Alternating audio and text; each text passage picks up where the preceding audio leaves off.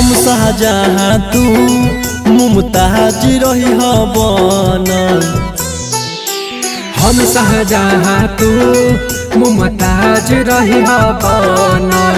ऊपर वाला के कृपा जदि हमनी पर बनी जिला नवादा में ताजमहल।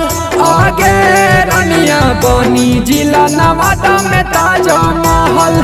आगे रनिया बनी जिला नवादा में ताजमहल। लड्डू चढ़ावल जाई जे पूरा होई कहल। लड्डू चढ़ावल जाई जे पूरा होई कहल। ऊपर वाला के कृपा जदि हमनी परल त बनी जिला नवादा में ताजमहल। आगे रनिया बनी जिला नवादा में ताजमहल। आगे रनिया बनी जिला नवादा में ताजमहल।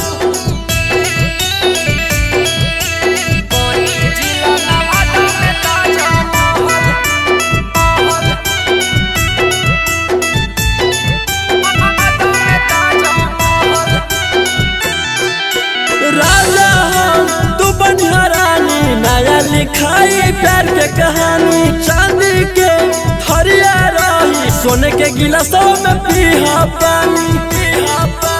राजा हम तू बढ़िया रानी, नया लिखाई प्यार के कहानी। सोने के हरिया रही, चांदी के गिलासवा में पीहा पानी।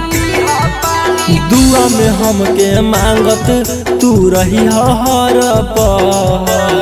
दुआ में हमके मांगत तू रही हर पल। ऊपर वाला के कृपा जदि हमनी परल त बनी जिला नवादा में ताजमहल।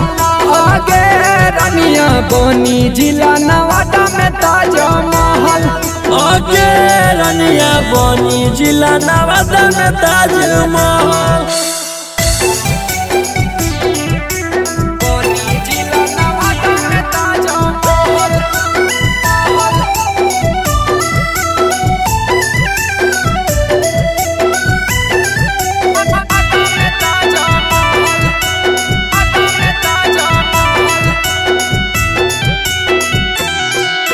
टेंशन न जान लिहा कोई रही है साथे रौशन रोही। आदर्श दागा करिए नहीं, बतिया निखिल कहले सही।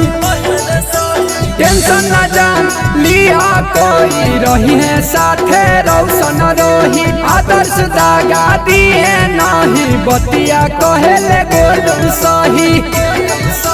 मानल न जाई हार केतनो दुखवा रोही ढल।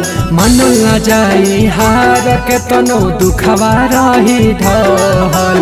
ऊपर वाला के कृपा जदि हमनी परल त बनी जिला नवादा में ताजमहल। आगे रनिया बनी जिला नवादा में ताजमहल। आगे रनिया बनी जिला नवादा में ताजमहल।